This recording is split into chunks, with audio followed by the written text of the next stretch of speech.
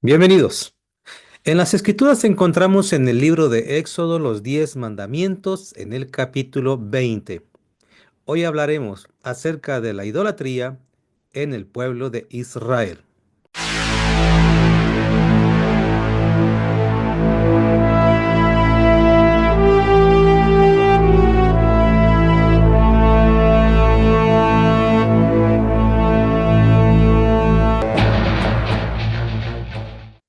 Vamos a ver qué nos dice el libro de Éxodo, capítulo número 20, que encontramos nosotros uno de los mandamientos que sin duda ya usted debe de conocerlo o ya lo ha escuchado un sinfín de veces, ¿verdad?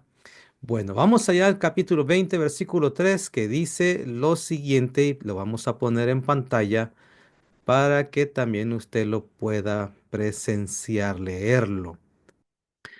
Y cito, no tengas ningún otro Dios aparte de mí. No te hagas ninguna clase de ídolo ni imagen de ninguna cosa que está en los cielos, en la tierra o en el mar.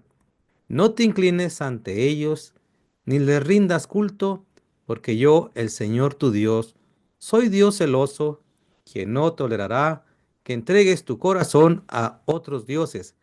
Extiendo los pecados de los padres sobre los hijos.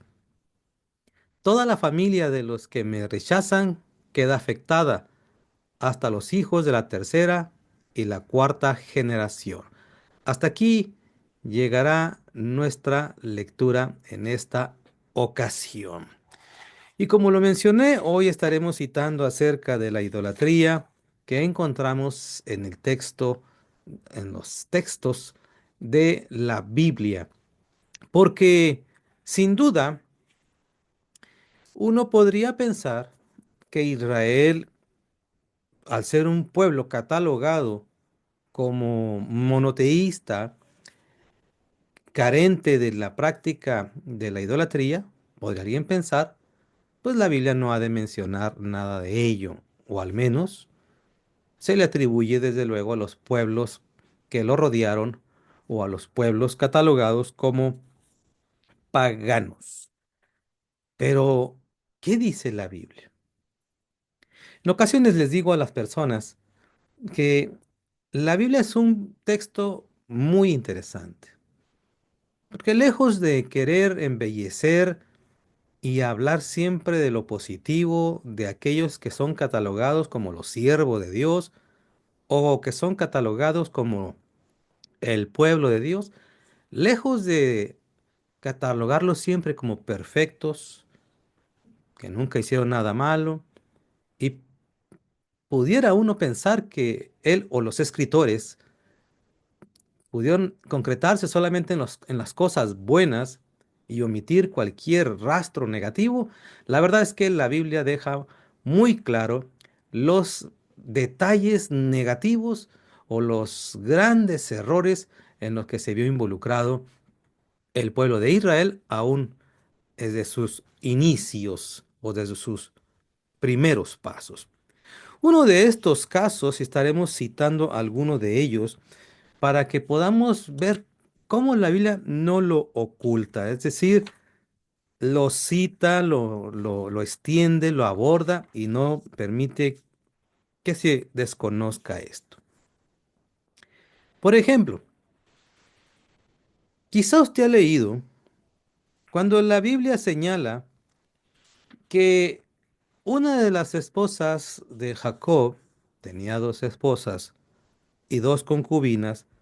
Una de sus esposas toma unos artículos que no le pertenecían, eran de su padre. Y esos artículos pues tenían que ver con ídolos.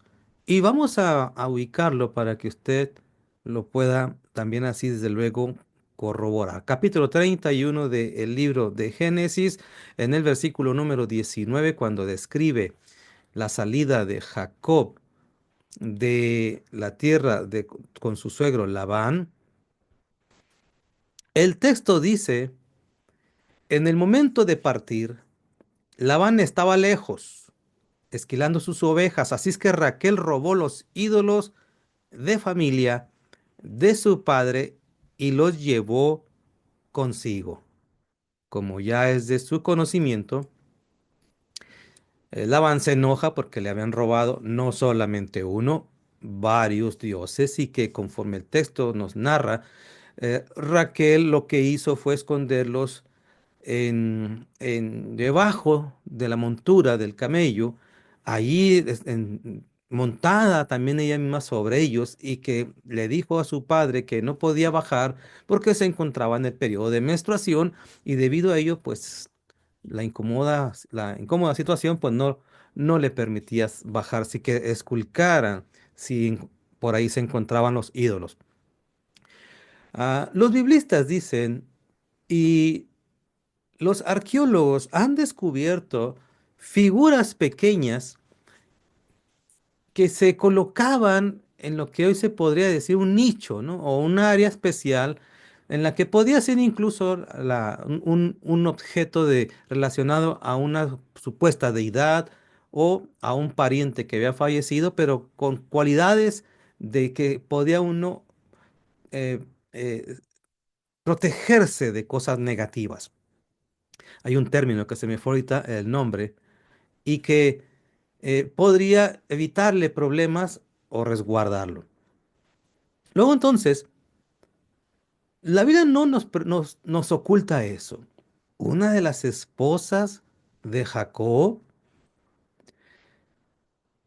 y cuando hablamos de Jacob, hablamos del nieto de Abraham. ¿Acaso no supo inculcarle a su esposa o a sus esposas lo relacionado a la idolatría? Sin embargo, incluso estaba leyendo recientemente el libro de los jubileos y se describe de una manera pues muy favorable al patriarca Abraham, que desde los 13 años abandona la tierra de su padre porque éste practicaba la idolatría e incluso menciona que quema, ¿no? La casa o el lugar, la bodega donde tenía los ídolos y con ello pues se ve la necesidad de salir a los 13 años de edad porque su padre no quería abandonar la idolatría por temor al pueblo. Al menos así lo pone. ¿Qué acaso no le enseñó a Abraham, a Isaac, Isaac, a Jacob? Jacob no le compartió. Sin embargo, vemos.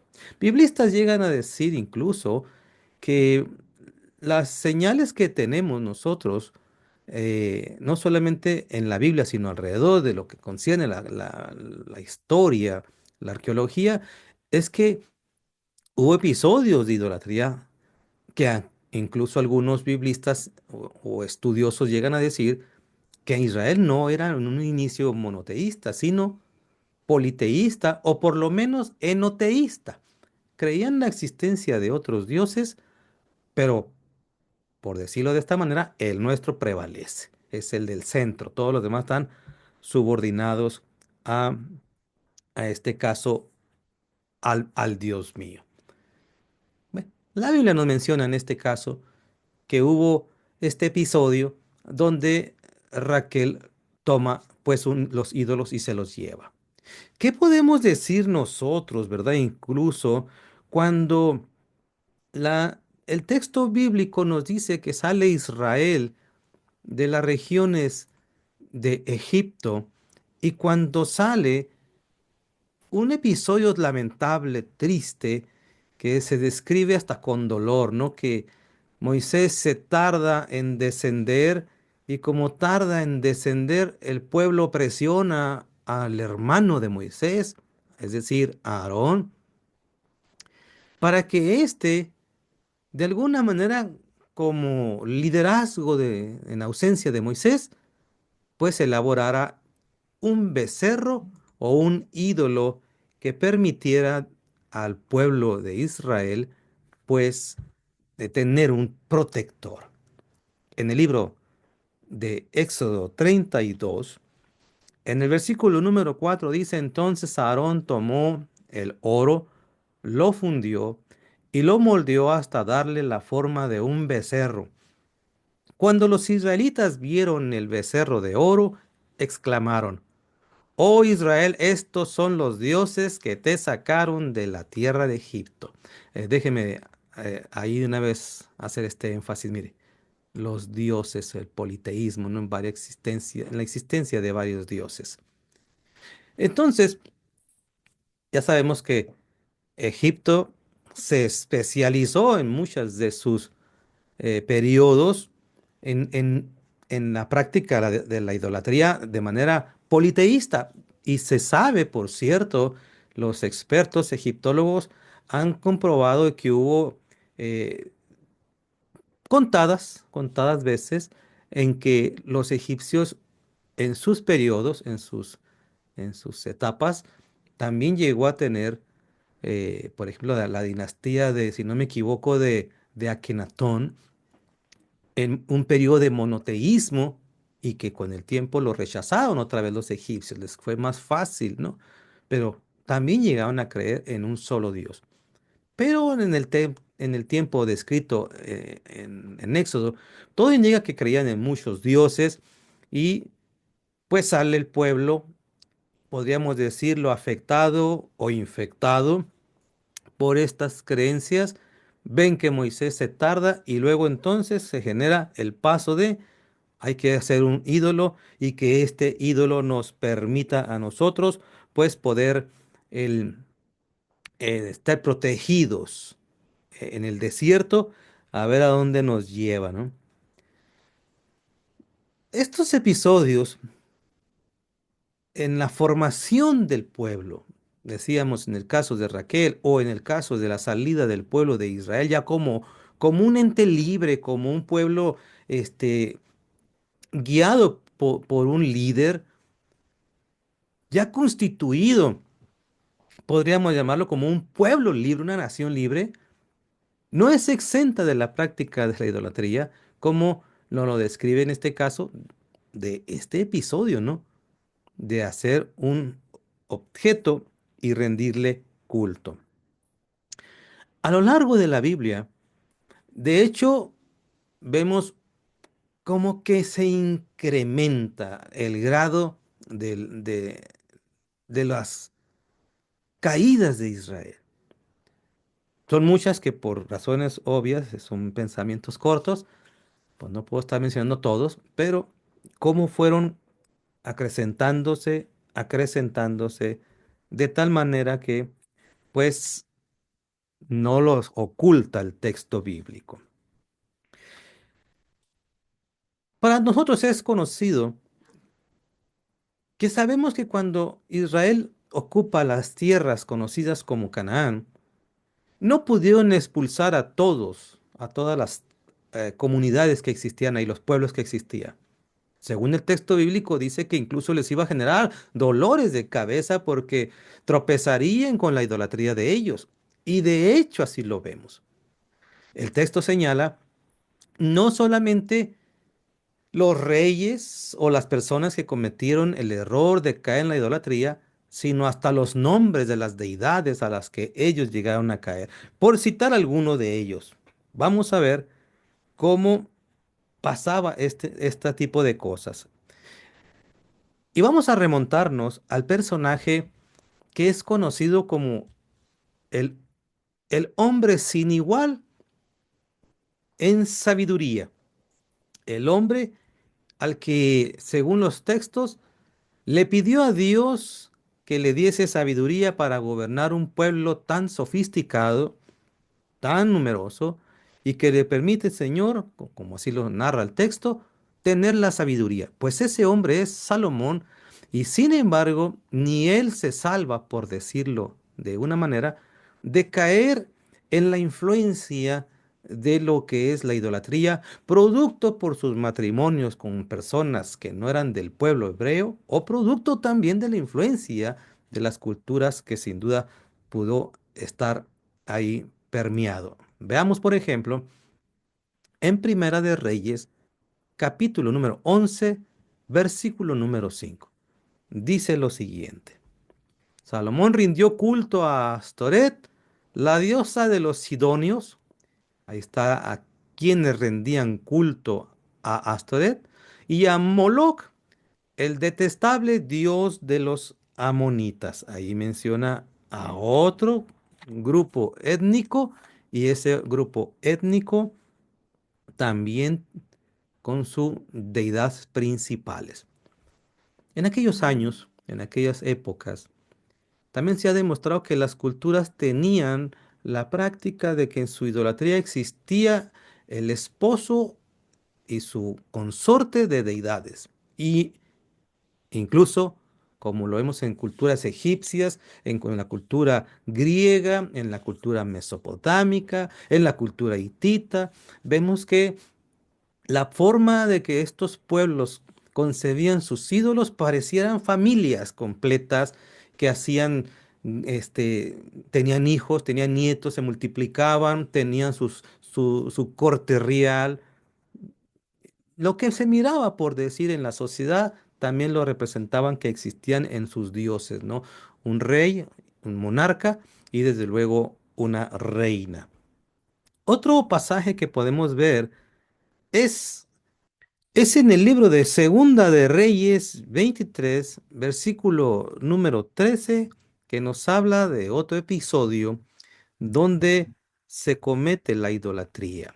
Y lo vamos a leer porque dice lo siguiente, déjenme ponerlo en pantalla, y dice lo siguiente, el rey también profanó los santuarios paganos que estaban al oriente de Jerusalén y al sur del monte de la corrupción, donde el rey Salomón de Israel, una vez más citando a este gran rey, por importancia, desde luego hablando, dice, había construido santuarios para Astoret, la diosa detestable de los sidonios, para Chemos o Chemos, el dios repugnante de los moabitas, y para Moloch, el repugnante dios de los amonitas. Una vez más, vea cómo describe otro más de los ah, ídolos y santuarios que había caído el rey de Israel, el rey Salomón en épocas, podríamos decir, de esplendor de Israel, que todo mundo reconoce cómo llega el rey David al dominio de todo Israel, pasando desde luego por primera instancia en Hebrón y luego finalmente todo Israel, y luego su hijo heredar todo el reino en paz, y sin embargo cae en esto que conocemos hoy en día como la idolatría. En Segunda de Crónicas, otro episodio también es descrito en el capítulo 33, en el versículo número 3. Y dice lo siguiente, vamos a ponerlo en su pantalla. Dice, reconstruyó los santuarios paganos que su padre Ezequías había derribado. Construyó altares para las imágenes de Baal, o Señor, y levantó postes dedicados a la diosa Asera. También se inclinó ante todos los poderes del cielo, de los cielos, y les rindió culto. Esto está hablando de, de un rey llamado Manasés y que en su juventud hizo lo malo porque llegó, es descrito que llegó muy joven al reinado, 12 años de edad, quizá influenciado por algunos adultos, y cae en la idolatría también, a la que la Biblia menciona cómo lo había hecho Salomón, ¿verdad? También. Pero los había destruido Josías, pero los reconstruye otro hebreo, otro judío.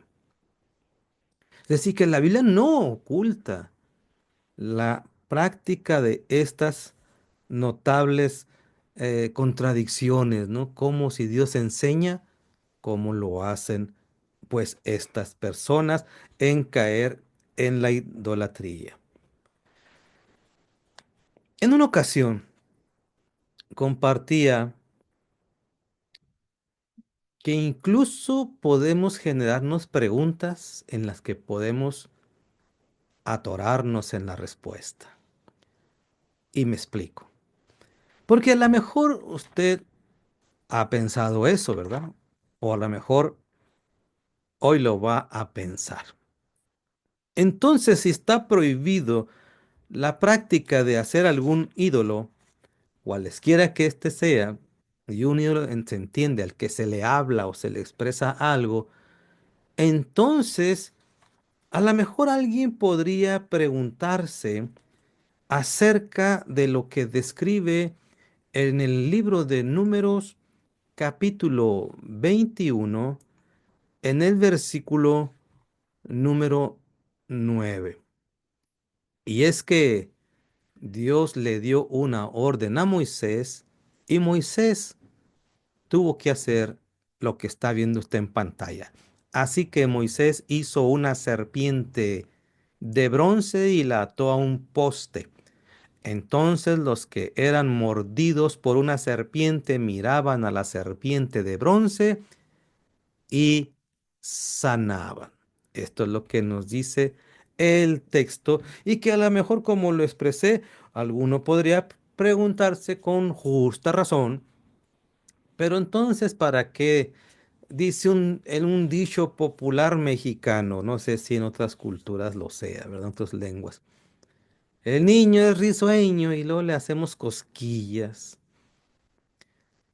¿Para qué ponerle un ídolo o un objeto todavía en alto que la gente vaya y recurra a verlo y postrarse o no sé, ¿verdad? Pues imagínense lo que sea que en su concepción tengan, pues le habló, no sé, o mira. Y que una vez que fueron mordidos por las serpientes por hablar mal contra Moisés y contra Dios, correr inmediatamente, ya me acordé la frase, y tener un carácter de apotropaico, de milagros, protección, de sanidad, mirarla y sanarme. Porque no es el único caso en el que nosotros podemos generar estas preguntas. Porque si Dios dice, si la Biblia dice, ¿por qué hacer un objeto y que la gente al ser mordidos por las serpientes, pues inmediatamente la persona recurriera a ella y al mirarla sanaba? De hecho, el texto de las escrituras nos dicen que pasando el tiempo, a esa serpiente le presentaban incienso. Y miren lo que dice en Segunda de Reyes, en el capítulo número 18, dice lo siguiente en el versículo número 4. Y cito, vamos a ponerlo aquí. Él quitó, hablando de uno de los reyes de Israel,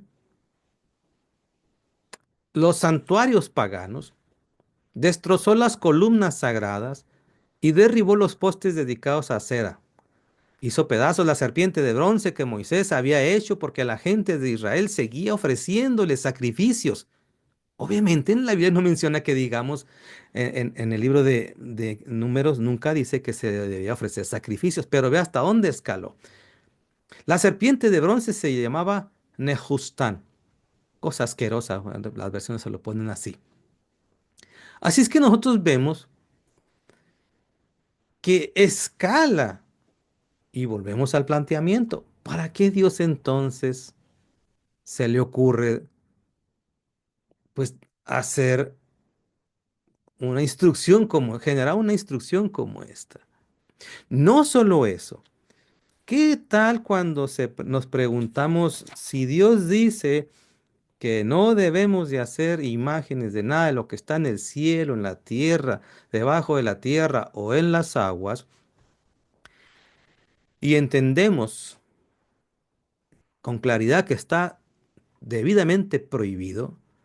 Luego entonces, ¿cómo explicamos también cuando alguien nos pregunte lo que dice en el capítulo 25 del libro de Éxodo, en los versículos número 18 en adelante? Lo vamos a preparar, 25, y cita el versículo número 18 en adelante.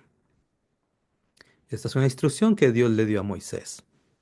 Luego forma dos querubines de oro labrado a martillo y colócalos en los dos extremos de la tapa de la expiación. Moldea los querubines a cada extremo de la tapa de la expiación, de modo que formen una sola pieza de oro con la tapa. Los querubines estarán frente a frente, mirando hacia la tapa de la expiación, con las alas extendidas por encima de la tapa para protegerla. Dice, en ese recipiente se encontraban las dos arcas, las dos tablas, perdón, de las conocidas como las tablas de la ley. Si Dios dice, y ubiquemos esto, porque estoy citando Éxodo 25 y los 10 mandamientos están en Éxodo 24, ¿cómo explicar que dice, hazte unos querubines? ¿Qué es un querubín? No es el único lugar donde dice el Señor que se hagan querubines. De hecho, en el capítulo 26, pero en el versículo número 1, nosotros encontramos que las cortinas del santuario también tenían allí querubines, como usted lo está viendo en pantalla, con querubines hábilmente diseñados o bordados. También en este mismo capítulo, pero en el versículos 31 nos habla también de lo mismo. Mire, las cortinas de acceso también tenían querubines hábilmente bordados. ¿Cómo entender esto? Alguien podría decir, ¿verdad? O se puede o no se puede. Desde luego nosotros podríamos tratar de explicar, darnos vueltas, maromas, buscar la forma de justificar a Dios o al profeta o al texto. ¿Por qué? ¿Por qué se prohíbe la práctica de la idolatría? Entendemos, uno podría decir, bueno, entendemos que los personajes que cayeron en la idolatría fue por rebelión, podría uno decir, porque a lo mejor por influencia de los paganos. Pero cuando escala la pregunta, bueno, y si Dios dijo no te hagas imagen de lo que está en el cielo, y según Isaías, Ezequiel, hay querubines en el cielo, ¿por qué da Dios la orden a Moisés de elaborar querubines físicos de oro y querubines bordados en las cortinas o en las telas? ¿Cómo explicamos esto? Yo no quiero tampoco entrar en este esfuerzo de querer justificar a Dios o este esfuerzo de querer justificar la Biblia o al escritor de la Biblia o los escritores. Pero sin duda, a lo mejor usted se ha preguntado eso. Las respuestas que quizá podríamos encontrar puedan satisfacer nuestra inquietud o no. El caso es que dice, no lo hagas y encontramos que Dios dice, hazte unos querubines. Me llama la atención que los que estaban en el arca del pacto, pues estaban en el lugar más recóndito, más interior, no había ventanas, no había forma de que alguien entrara, podríamos decir, estaban ocultos.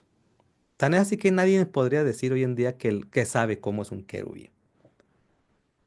Pero los que estaban en las cortinas de acceso, eso sí podrían verlo el pueblo.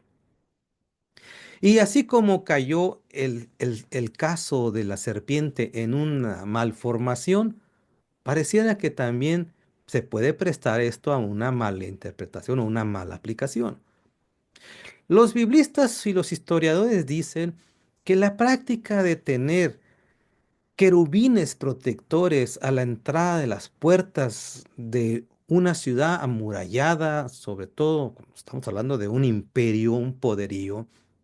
Por ejemplo, se han descubierto, después se las llevaron a Alemania, las puertas de acceso a Babilonia, con sendos leones, con figuras distintas alados, es decir, no un león tradicional, sino traen alas, traen patas diferentes.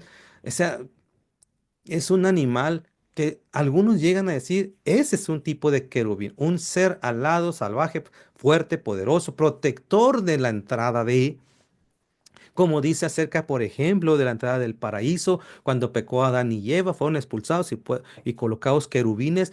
Dice, quizá, como expresan algunos biblistas, quizá se deba a esa influencia de decir son los protectores. No es para culto, no es para, son adornos, por decirlo de esta manera. Son adornos. Y no pasa de ahí. Pero aún así, la pregunta queda siempre, ¿por qué pues lo hace Dios? Pudo poner adornos, flores, adornos de pececitos o de leones tradicionales. ¿Por qué querubines? La verdad es que son respuestas que quizá por mucho que se le dé a uno, habrá gente que va a decir, no me satisface la respuesta. Porque para empezar, la Biblia no nos dice nada, no nos dice más. Los que querramos ponernos en la posición de defensores de Dios, defensor del profeta o defensor de la Biblia, daremos maroma y teatro, circo para tratar de explicarle a alguien. Pero la verdad es que el texto no lo dice. Lo que sí podemos llegar a una conclusión es el error de la idolatría. Como dice en el libro de los Salmos 115, tienen ojos pero no ven, oídos pero no oyen, nariz pero no huelen, boca pero no hablan, mano pero no pueden palpar, pies no caminan. La verdad es que la Biblia sí llega a ser muy clara en el sentido de más que condenar por condenar, sino en el sentido común. ¿Qué haces hablándole a un objeto inerte? ¿No te va a hablar? ¿No te va a oír? Menos le vas a poder dar de comer. Si llega a ser muy clara, son objetos. No es más, aún todavía peor. Las hace el humano. En todo caso, el objeto debería de honrar al humano, porque el humano lo hace. Sí es claro en ese sentido. No es necesario, no las necesitamos, no nos protegen de nada, pero incluso hay veces que el pueblo religioso, aquellos que tienen como fe que la Biblia es verdad, puede caer en idolatría de culto a la personalidad de un líder, pensando que nada más con él puede encontrar las respuestas y el favor de Dios. O incluso también se puede caer en una especie de idolatría en tener una Biblia, pensando que la Biblia podrá, por el simple hecho de existir la Biblia, podrá tener las cualidades de expulsar aquellas cosas negativas en la casa. Más claro, ni el agua es cuando la Biblia dice, mejor obedece, mejor practica los mandamientos y no te comportes, aunque no podamos aclarar muchas cosas, pero por lo menos sí es obvio, no te comportes como hacen los demás pueblos en caer en la idolatría porque el sentido común nos dice es un objeto inerte y es absurdo hablarle a un objeto inerte.